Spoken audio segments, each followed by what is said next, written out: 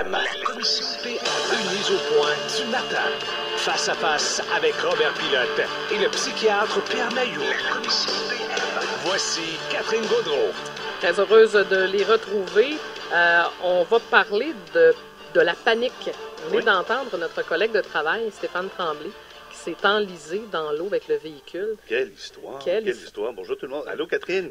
Bon matin à vous deux. Bonjour, docteur. Parce que je sais, Robert, tout à l'heure, tu as pris l'appel, entre autres, de Stéphane. J'ai géré ça un petit peu là, avec Stéphane, puis ça m'inspire le sujet de la commission PM, la panique. Oui.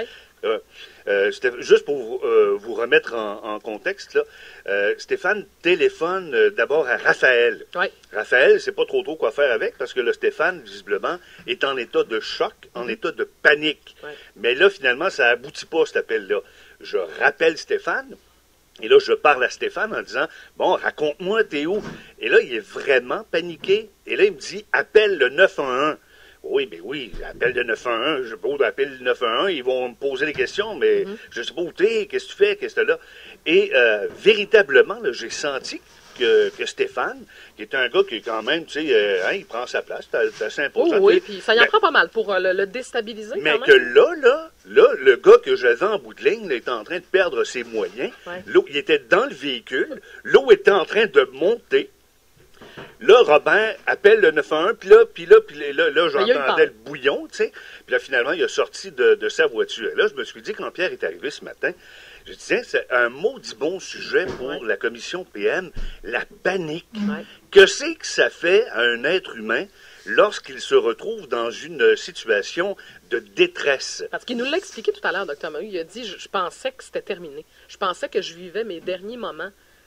D'entrée de jeu, est-ce que ça vous est déjà arrivé d'une situation où vous dites, moi, je pense que c'est terminé? Moi, je me souviens, j'étais en kayak, je suis un canotier, j'aime beaucoup l'eau et tout ça, mais j'étais tout seul. Okay. Et un kayak, lorsque tu renverses, on appelle ça escamotage, il faut que tu te remettes sur le top, tu sais, bon, puis j'étais pas capable, et j'étais sous l'eau, puis j'étais pas capable de m'extirper du kayak.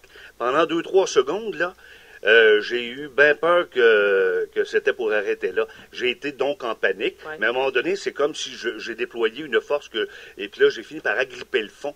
Puis je me suis, en grattant le fond de la rivière, j'ai eu vraiment peur, j'ai réussi à me sortir de l'eau. Tu as eu peur, mais tu n'as pas paniqué. OK. Alors, pour comprendre le phénomène, on va revenir ce matin au lion et aux gazelles. OK. Quelle différence qu'il y a entre un lion et une gazelle? Un lion, ça n'a pas peur, ça attaque. Oui. La gazelle, elle a peur, elle se sauve. Fight or flight. Ouais. Et ça, c'est génétiquement déterminé. Ah. Tu as des fighters, puis tu as du monde qui se sauve. Le salut peut être dans la fuite, dans la nature. Alors, chez les êtres humains, chez les lions, ils sont génétiquement déterminés à attaquer. Fight. OK? Sécrétion d'adrénaline. Oui. OK? On oublie Max Pacioretty, là. Non, laissez-moi Max. Mais le lion, là, il peut se retrouver dans une situation parfois que lui aussi a peur? Non, le lion n'a pas peur. Il n'a jamais peur, le lion. Le lion, il n'est pas tellement équipé pour avoir peur. La gazelle, elle, son salut est dans la fuite. Oui. Elle est génétiquement déterminée et lorsqu'il arrive une menace, qu'est-ce qu'elle fait? Elle sécrète dans son cerveau de la noradrénaline. Okay. Et là, c'est le mécanisme de peur. Est-ce que face au danger, docteur, tous les êtres humains vont réagir de la même manière? Non. Si tu es patient un petit peu avec mon explication, tu vas comprendre Je serai patient. que nous autres, chez les humains, c'est pas vrai qu'on est des créatures de Dieu. Alors, on est le résultat de l'évolution d'un phylum. L'être humain récapitule à peu près tout ce qui s'est passé avant lui. Bon.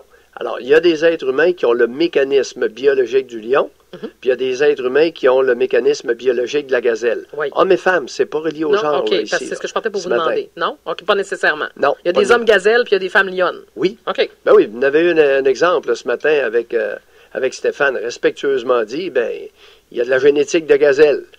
Il n'y a pas de la génétique de lion. Oui, mais c'est quand même retrouvé dans une situation qui est exceptionnelle. Oui, Catherine. Oui. OK. Catherine, sa réaction. Oui. OK? C'est une réaction de fuite devant la menace, devant la peur.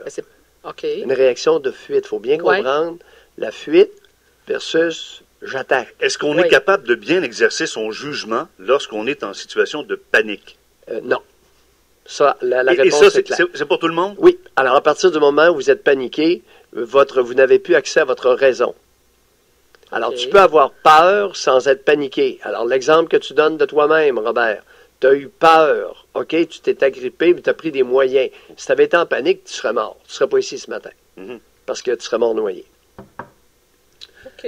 Je donne l'exemple. Il faut bien comprendre que l'être humain, chez les êtres humains, tu as à peu près tous les cossins qui sont dans les autres espèces antérieures. Oui. Prenez à peu près n'importe quoi, vous allez trouver une explication par l'évolution du règne animal. Et le plus bel exemple, c'est celui-là. Il y a un pourcentage d'êtres humains qui sécrètent de l'adrénaline, puis un autre pourcentage d'êtres humains qui, dans des circonstances menaçantes, sécrètent de la noradrénaline. Puis êtes-vous d'accord avec moi? Juste là-dessus, la différence, c'est quoi? Bien, la différence, c'est que l'adrénaline, ça te prépare au combat, et la noradrénaline, ça te prépare à la fuite. Puis ça, comment on le sait pas, ça? On est comme ça? Ben, on le découvre. On le développe? Non, on le découvre, non?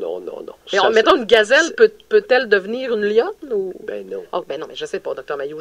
Mais l'exemple est bon, c'est ça. Okay. Une gazelle ne peut pas devenir lion. Elle est née avec les mécanismes de la fuite. Puis elle se sauve en cibole. Oh oui, je le sais. Devant une menace. Mais parfois, c'est pas mauvais, puis la le guépard, gazelle, non?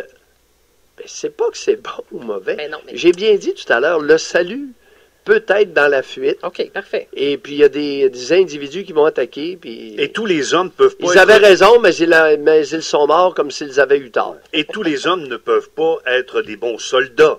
Voilà. Alors, Stéphane, on va le garder comme journaliste. On l'enverra pas au front. Ben, je pense pas qu'il y a tant de monde. Mais globalement, je regarde... Ben, c'est ça, Robert a raison. C'est pas tout le monde qui est fait pour aller se battre au front avec une carabine. Il y a peu de gens. On peut-tu dire ça comme ça? Oui, il y a peu de gens. Comme c'est pas tout le monde qui peut enseigner. Non plus. Ça, quand est-ce qu'on va réaliser ça? Non, mais mais on va le former, il va devenir un bon enseignant.